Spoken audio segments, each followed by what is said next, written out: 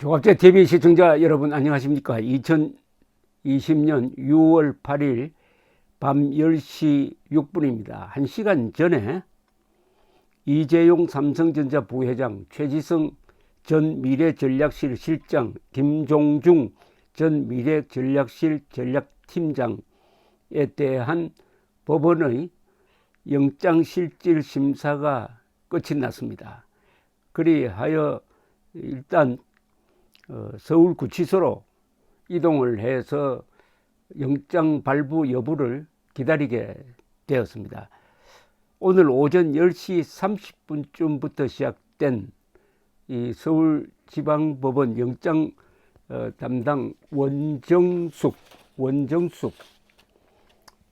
부장판사에 의한 이 영장실질심사는 이 부회장에 대해서는 오후 7시쯤 먼저 끝났습니다. 그리고 다른 두 사람에 대한 실질심사가 진행되는 동안 이재용 부회장은 법원 내 별도 공간에서 기다렸다고 합니다. 그리고 두 사람 끝나니까 세 사람이 이 호송버스에 올라서 경기도 의왕시에 있는 서울구치소로 이동을 했습니다. 거기 도착해가지고는 소지품 검사를 받고 신상 확인을 한 다음에 영장실질심사 결과가 나올 때까지 대기를 하게 됩니다. 내일 새벽쯤 나올 것으로 보입니다. 아주 피를 말리는 초조한 시간이 이 부회장과 두 사람, 그러니까 세 명을 기다리고 있습니다. 오늘 영장심사에서 검찰은 경영권 승계 작업과 2015년의 제1모직 삼성물산 합병 방안 등 현안을 이 부회장에게 보고한 삼성그룹 옛 미래전략실 문건 등을 제시한 것으로 알려졌다고 언론이 보도하고 있습니다. 검찰은 2018년 11월 수사에 착수한 후 50여 회에 걸쳐 압수수색을 했고 이 부회장의 경영권 승계 작업과 관련한 문건을 다수 확보했다는 것입니다. 검찰은 이 중 일부가 이 부회장에게 보고되었다고 주장하면서 법원에 구속영장 청구서와 함께 자료를 제출했습니다. 검찰은 삼성물산과 제1모직 합병이 결의된 2015년 5월부터 삼성바이오로직스의 가치를 높이는 분식회계가 이루어져서 2015년 9월까지 시세 조정, 부정거래 등을 통해서 이 부회장이 8조 원가량의 부당이득을 얻었다라고 주장을 하고 있습니다. 그러나 이 부회장은 경영권 승계와 합병은 아무 관계가 없다. 그리고 불법 사실을 보고받은 적이 없다. 이렇게 주장하고 있다고 합니다. 이재용 부회장은 박근혜 전 대통령과 관련된 사건으로 영장실질심사를 받아서 1차적으로는 기각됐다가 두 번째는 그게 떨어졌습니다. 그 영장이 떨어져서 구속 기소되어서 1심, 2심 재판을 받았는데 1심에서 징역형을 받아서 한 1년 남짓 복역하다가 2심에서 집행유예로 풀려난 상태고 지금 대법원까지 올라갔다가 그게 또 파기환송 재판을 하고 있으니까 두 건의 지금 수사와 재판이 진행 중에 있습니다. 이제 구속영장이 발부될 때는 보통 세 가지 점을 봅니다. 하나는 범죄 혐의가 소명되느냐의 여부를 따집니다. 영장 청구 그리고 오늘 있었던 영장실질심사를 통한 문답 과정에서 판사가 이 검찰이 청구한 내용이 이 증거가 있다, 증명력이 있다, 이렇게 소명된다고 판단한다면은 그 다음에 뭘 따지느냐, 증거인멸의 사유가 있느냐 없느냐, 그 다음에 도망갈 가능성이 있느냐 없느냐를 따져서 구속 여부를 결정하게 됩니다. 이런 수도 있습니다. 범죄 혐의는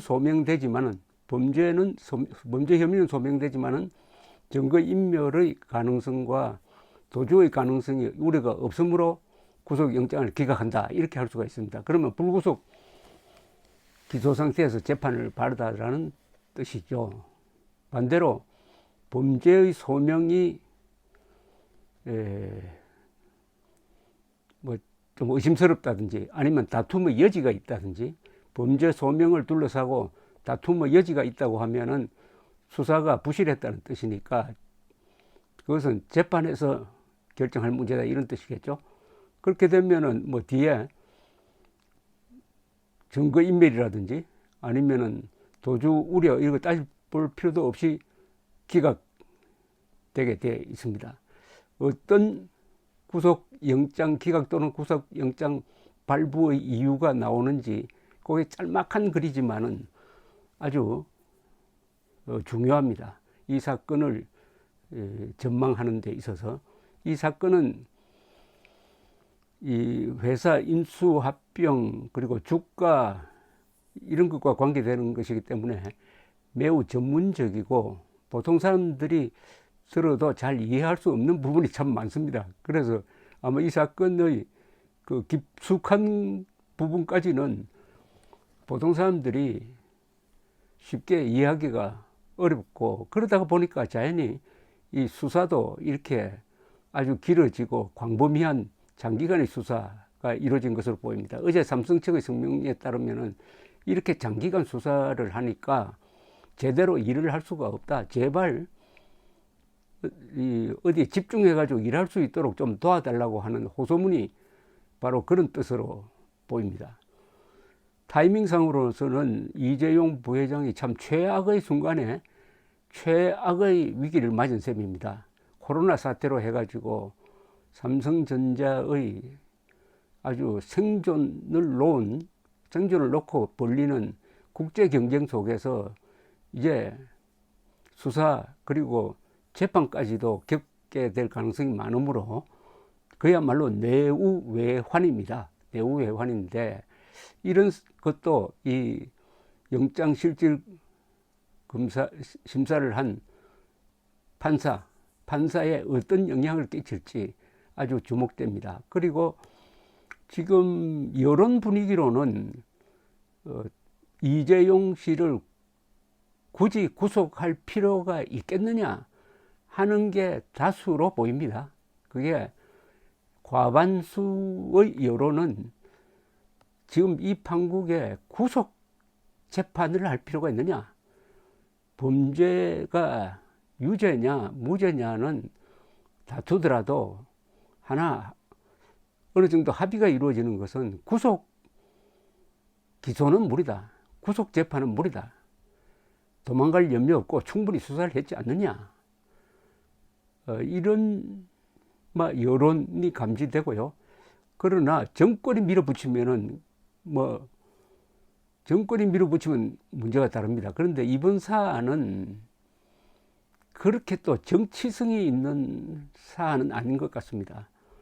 이재용 씨, 최서원, 정유라, 삼성이 제공했다는 말, 이런 사건은 박근혜 당시 대통령 탄핵과 직결된 사건이므로 이것은 영장 발부 판사가 정치적 고려를 하지 않을 수 없었을 것 같은데 이번 이 사건은 그런 정치성을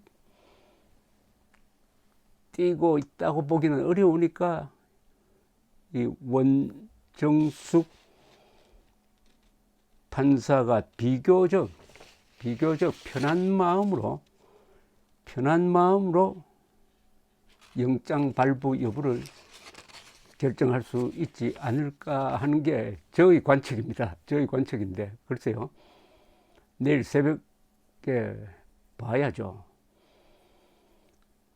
지금 이재용 부회장 마음이 착잡할 겁니다. 할아버지 이병철 선생 돌아가신, 그리고 지금 거의 식물인간 상태로 계시는 이건희 부친 생각이 머리에 많이 떠오를 겁니다.